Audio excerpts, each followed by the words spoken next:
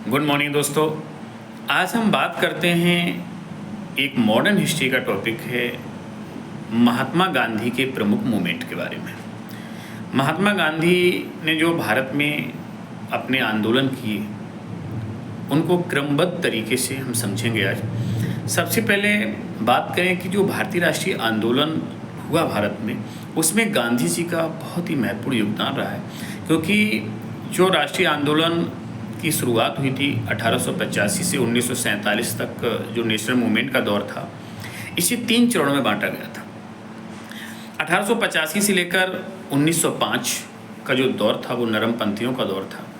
1905 से 1919 जो गरम दल के नाम से जाना जाता है, और 1919 से 1947 जिसे हम गांधी युग कहते हैं। गांधी जी का राष्ट्रीय आंदोलन में कुछ व्यक्तिगत मूवमेंट हुए हैं, इंडिविजुअल मूवमेंट्स हुए हैं, और कुछ गांधी जी ने सपोर्ट में बहुत सारे आंदोलन में सहयोग किया है। बात करें हम गांधी जी के बारे में, पहले 2 मिनट देख लें कि गांधी जी का जो जन्म है 2 अक्टूबर 1869 पोरबंदर काठियावाड़ गुजरात में हुआ था। गांधी जी के जो पिता थे वो करमचंद गांधी राजकोट के दीवान थे। तो गांधी जी ने जो अपनी स्टार्टिंग की जो पढ़ाई पढ़ी, और गांधी जी ने जो स्टार्टिंग शिक्षा दीक्षा अपने पिता के साथ राजकोट में पढ़ी थी, उसके बाद गांधी जी ने बैरिस्ट्री की पढ़ाई लंदन गए थे पढ़ने। गांधी जी बैरिस्ट्री की पढ़ाई पढ़ने के बाद वापस आते हैं, और 1893 में गांधी जी साउथ अफ्रीका के लिए रवाना होते हैं। वहाँ पर एक केस था, मोहम्मद अब्दुल्ला, दादा अब्दुल्ला एंड अब्दुल्ला फर्म के मालिक थे, जो गांधी जी के पिता के एक दोस्त थे। इनका एक केस था, उसी केस के पर्पस से गांधी जी साउथ अफ्रीका गए हुए थे। गांधी जी साउथ अफ्रीका में कहाँ जाना चाह रहे थे, ऐसा कुछ पूछा जाता है तो गांधी जी प्रेटोरिया के लिए रवाना हुए थे। और प्रेटोरिया के लिए रवाना हुए थे तो गांधी जी डरबन के पास इन्हें ट्रेन से उतार दिया जाता है, भेदभाव किया जाता है। गांधी जी साउथ अफ्रीका जाते हैं, केस लड़ते हैं, लेकिन उसके साथ जो नस्ल भेद था उसको गांधी जी ने अच्छे से समझा, और गांधी जी ने अपना जो पहला सत्याग्रह साउथ अफ्रीका से शुरू कर दिया। गांधी जी वहाँ अपने आश्रम बनाते हैं, द फिनिक्स और टॉलस्टॉय आश्रम बनाते हैं, नटाल कांग्रेस की स्थापना भी करते हैं, और इंडियन ओपिनियन नामक एक पत्र भी निकालते हैं। गांधी जी ने भारत में भी साबरमती आश्रम बनाया था, अहमदाबाद गुजरात साबरमती नदी के किनारे, और यहीं से गांधी जी को फिर इनवाइट किया जाता है बिहार, और यहीं से गांधी जी के फिर मूवमेंट शुरू होते हैं। गांधी जी के जो मूवमेंट हैं इन्हें क्रमबद्ध तरीके से देखते हैं हम लोग।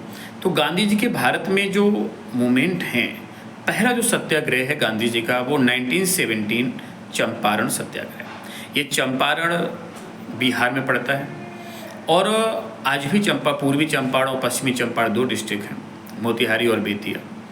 जैसे कि गांधी जी की जो भारत में पहला मूवमेंट है 1917, जो चंपारण बिहार में नील की खेत किसानों के लिए किया गया था, और वहाँ के जो किसान नेता थे राजकुमार शुक्ल जी ने इन्हें इनवाइट किया था। तो 1917 में चंपारण, 1918 में ही गांधी जी का मूवमेंट हुआ था अहमदाबाद मूवमेंट। और ये अहमदाबाद जो मूवमेंट था ये मिल मजदूरों के लिए किया गया था गांधी जी का।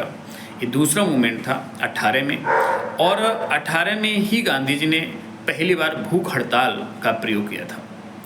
ये फरवरी 18 में अहमदाबाद मूवमेंट हुआ था मिल मजदूरों के लिए, और मार्च 18 में ही हुआ था खेड़ा मूवमेंट, जो किसानों के लिए था, और किसानों को टैक्स बढ़ा दिया गया था। तो किसानों के लिए गांधी जी ने कहा था आप कर मत दो। तो फरवरी 18 में अहमदाबाद, और मार्च में खेड़ा 18 में हुआ था।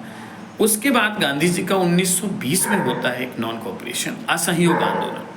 असहयोग आंदोलन जो गांधी जी का, जिसमें गांधी जी ने कहा था कोई किसी अब अंग्रेजों का सहयोग नहीं करेगा, भारतीय अपना खुद का काम करें। और ये गांधी जी का एक ऐसा मूवमेंट था जो गांधी जी का, जैसे बाल गंगाधर तिलक की डेथ भी हो गई थी इसी समय। तो ये आंदोलन जो स्टार्ट हुआ था तो एक शोक सभा के साथ शुरू हुआ था, और यही असहयोग आंदोलन एक ऐसा आंदोलन है जो गांधी जी को बीच में रोकना पड़ा था, क्योंकि 5 फरवरी 1922 को चौरी चौरा घटना हो गई थी, और इस घटना के कारण गांधी जी को असहयोग आंदोलन वापस लेना पड़ा था। तो 1920 में गांधी जी का असहयोग आंदोलन हुआ। उसके बाद गांधी जी का होता है 1930, 12 मार्च 1930 गांधी जी का होता है दांडी मार्च। ये दांडी यात्रा, जिसे नमक आंदोलन भी कहते हैं, ये गांधी जी का सविनय अवज्ञा आंदोलन के नाम से भी जाना जाता है, जो गांधी जी ने अपने 78 अनुयायियों के साथ स्टार्ट किया था। और साबरमती आश्रम अहमदाबाद गुजरात से ये गए थे दांडी, नवसारी डिस्ट्रिक्ट गुजरात के लिए। तो गांधी जी जब 78 अनुयायियों के साथ शुरू किए थे, लेकिन धीरे धीरे इनके आंदोलन लोग जुड़ते गए और हजारों लोग शामिल हो जाते हैं। तो 1930 में गांधी जी का सविनय अवज्ञा आंदोलन, नमक आंदोलन शुरू होता है। उसके बाद 1942 में गांधी जी का होता है 8-9 अगस्त 1942 को क्विट इंडिया मूवमेंट, भारत छोड़ो आंदोलन। ये भारत छोड़ो आंदोलन ही गांधी जी का एक ऐसा आंदोलन था जिसमें कोई प्रमुख नेता नहीं था और फिर भी ये आंदोलन सक्सेस हो गया था। इस आंदोलन में बहुत सारे कुछ ऐसे नेता हुए थे जिन्होंने इनडायरेक्ट भूमिका निभाई थी, जैसे एक उषा मेहता थी, राम मनोहर लोहिया थे, जयप्रकाश नारायण थे, ठीक है, अरुणा आशफ अली थी। इन लोगों ने इस आंदोलन में महत्वपूर्ण भूमिका निभाई थी गांधी जी की।